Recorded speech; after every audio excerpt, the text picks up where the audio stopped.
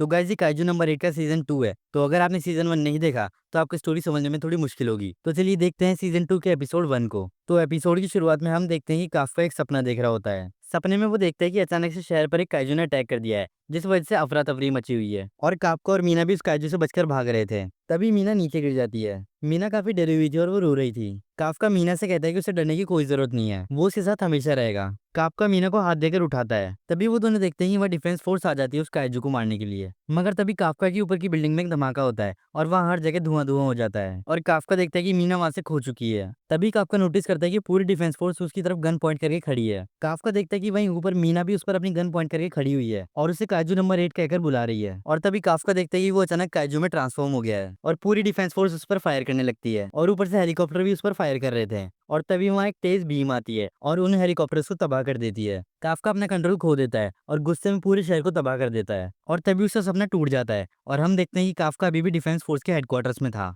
इसके बाद हम देखते हैं कि 3rd डिवीजन के बेस को काइजू नंबर 10 ने पूरी तरह तहस नहस कर दिया था। फिर हम मीना को देखते हैं जो कि इस बेस का हाल देख रही थी। तभी वहाँ सोशीरो आता है और उसे बताता है कि काफ्का की जान को बख्श दिया गया है, मगर अभी भी वो हेडक्वार्टर्स में ही कैद है। सोशीरो आगे बोलता है इस बेस को ठीक करने में बहुत वक्त लगेगा। फिर हम देखते हैं रेनो और इहारू को, जिन्हें कि एक यूनिट में रखा गया होता है। रेनो अभी भी काफ्का के बारे में सोच रहा होता है। तभी इहारू रेनो का मूड ठीक करने के लिए एक जगह गाड़ी रोक देता है और उसे उसकी फोटो खींचने को बोलता है। इहारू रेनो को टेंशन ना लेने के लिए बोलता है। इहारू बोलता है पता नहीं यार, अब अपने अंकल शायद कभी नॉर्मल डिफेंस ऑफिसर नहीं बन पाएंगे। तभी रेनो को हंसी आती है और वो बोलता है तुम्हें पता है जब काफ्का सर पहली बार काइजू बने थे तब उन्होंने सबसे पहले यही सवाल पूछा था, यार रेनो क्या अब मैं काइजू बनने के बाद डिफेंस फोर्स में ज्वाइन कर भी पाऊंगा। ये बात सुनकर इहारू को भी हंसी आने लगती है। रेनो बोलता है तुम्हें पता है वो अपने सपने को कभी नहीं छोड़ेंगे, देख लेना वो डिफेंस ऑफिसर बनकर रहेंगे। इसके बाद हम देखते हैं कि वो दोनों 4th डिवीजन के बेस पर जा रहे होते हैं। रेनो मन ही मन सोचता है कि वो और मेहनत करेगा और काफ्का की रक्षा करेगा। अब हम किकोरू को देखते हैं जो कि ग्रुप पर सभी की भेजी हुई फोटोज और मैसेज को पढ़ रही थी।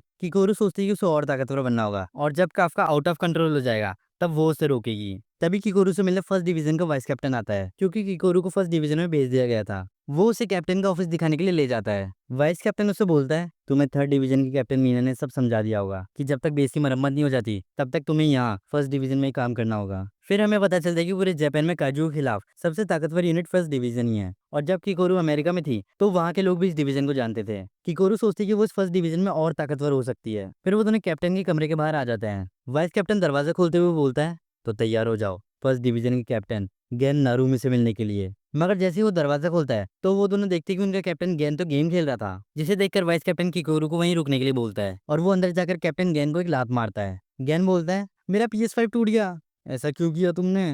वाइस कैप्टन उससे बोलता है मैंने तुम्हें कहा था ना कि 2 बजे वो लड़की तुमसे मिलने आएगी तो तुम्हें अपना कमरा साफ कर लेना है। गेन बोलता है अरे हाँ हाँ मैं जानता हूँ मुझे क्या करना है, तुम मुझे मत सिखाओ। जिसे सुनकर वो उसे एक और लात मार के कमरा साफ करने को बोलता है। इन दोनों के बीच अब बहस होने लगती है, जिसे सुनकर किकोरू पक जाती है। फिर वाइस कैप्टन उसे कमरे की सफाई करवाता है। वाइस कैप्टन फिर कैप्टन गेन को किकोरू से मिलवाता है। किकोरू मन में सोच रही थी कि क्या नमूना है, इसे इज्जत देगी तो इज्जत की इंसल्ट होगी। किकोरू फिर गेन को अपना इंट्रोडक्शन देने लगती है। कैप्टन गेन उसे बोलता है 1st डिवीजन के कैप्टन होने के नाते मुझे बस तुमसे एक ही चीज की उम्मीद है। तभी अचानक वहाँ एक अलर्ट सायरन बजता है जो बताता है कि शहर में कहीं काइजू का हमला हुआ है। गैन बोलता है कि इसका जवाब उसे तब मिल जाएगा जब वो इस काइजू से लड़ेंगे। गैन आगे बोलता है इसी लड़ाई में तुम जान जाओगी कि मैं क्या चीज हूँ और क्या कर सकता हूँ। इसके बाद हम उस काइजू को देखते हैं जो कि समुद्र में से बाहर आ गया है। इसके बारे में डिफेंस फोर्स को पता चल जाता है और वो इस काइजू को मारने के लिए निकल जाते हैं। हम देखते हैं कि सभी टैंक्स और गन्स अपनी जगह आ गए हैं और वो सभी अपनी मिसाइल्स को काइजू की तरफ लॉन्च कर देते हैं। वो सभी लगातार उस काइजू पर अटैक कर रहे थे मगर उसे इतना कुछ खास डैमेज नहीं पड़ रहा था।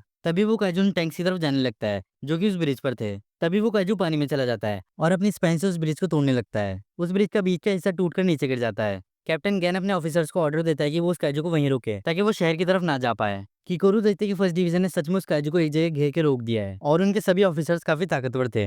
गैन किकोरू को बोलता है चलो अब मेरे जाने का वक्त हो गया है। इसके बाद गैन नीचे कूद जाता है और उस काइजू की तरफ जाने लगता है। तभी गैन अपना वेपन निकालता है और उसे उस काइजू के अंदर घुसा देता है, जिससे वो काइजू झटपटाने लगता है। तभी गैन अपने वेपन से काइजू के शरीर के अंदर ही फायर कर देता है, जिससे वो काइजू फट जाता है और खत्म हो जाता है और हर तरफ खून की बारिश होने लगती है और वहाँ हर तरफ बस खून ही खून हो जाता है। गैन अपने वेपन पर आराम से बैठा होता है और वो किकोरू से बोलता है मुझे जो चाहिए वो है पूरी काबिलियत से काम करने वाले लोग। इसके बाद हम गैन और किकोरू को देखते हैं। गैन देखते ही काइजू को उसने मारा मगर न्यूज में तारीफ सिर्फ मीना की हो रही थी, जिसे देखकर उसे बहुत गुस्सा आता है। किकोरू गैन को कहती है कि उसका फोन बज रहा है।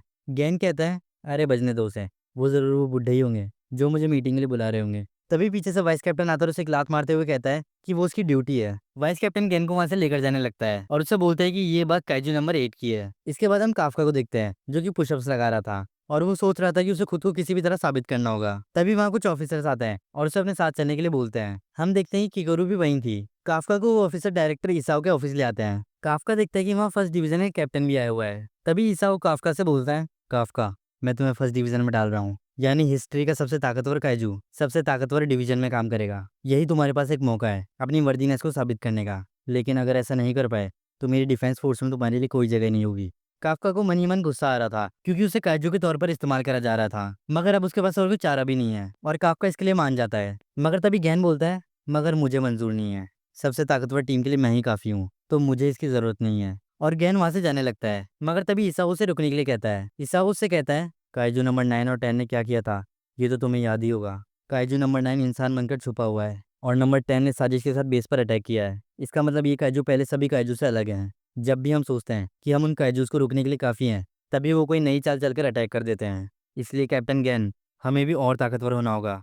काफका गैन से बोलता है, कैप्टन गैन मैं ऐसे ही नहीं मर सकता, मुझ पर मेरे साथियों की उम्मीदें हैं और मुझे एक वादा भी पूरा करना है जो कि मैंने किसी से किया था, इसलिए मैं अपनी आखिरी सांस तक लड़ूंगा। तभी गैन बोलता है, मेरे सामने इमोशनल ड्रामा मत करो, चलो ठीक है अपनी काबिलियत साबित करो, और अगर तुमने कोई गड़बड़ की तो मैं तुम्हारी खाल निकाल कर अपने लिए एक सूट बनवा लूंगा। काफका उसे एक मौका देने के लिए थैंक यू बोलता है। इसके बाद हम देखते हैं कि सोशिरो भी काफका की ये न्यूज़ मीना को बता देता है और फिर वो दोनों ट्रेनिंग करने चले जाते हैं। फिर हम डायरेक्टर इसाओ को देखते हैं जो कि लैब में जाता है जहाँ काइजूस के ऊपर एक्सपेरिमेंट करा जाता है और वहाँ के रिसर्चर उसे कोई चीज दिखाते हैं। और इसी के साथ काइजू नंबर 8 के सीजन 2 का पहला एपिसोड यहीं खत्म हो जाता है। तो गाइस कमेंट में जरूर बताना कि तुम्हें एपिसोड कैसा लगा और जाने से पहले वीडियो को लाइक और चैनल को सब्सक्राइब भी कर देना। तो मिलते हैं अगले वीडियो में, तब तक के लिए बाय बाय।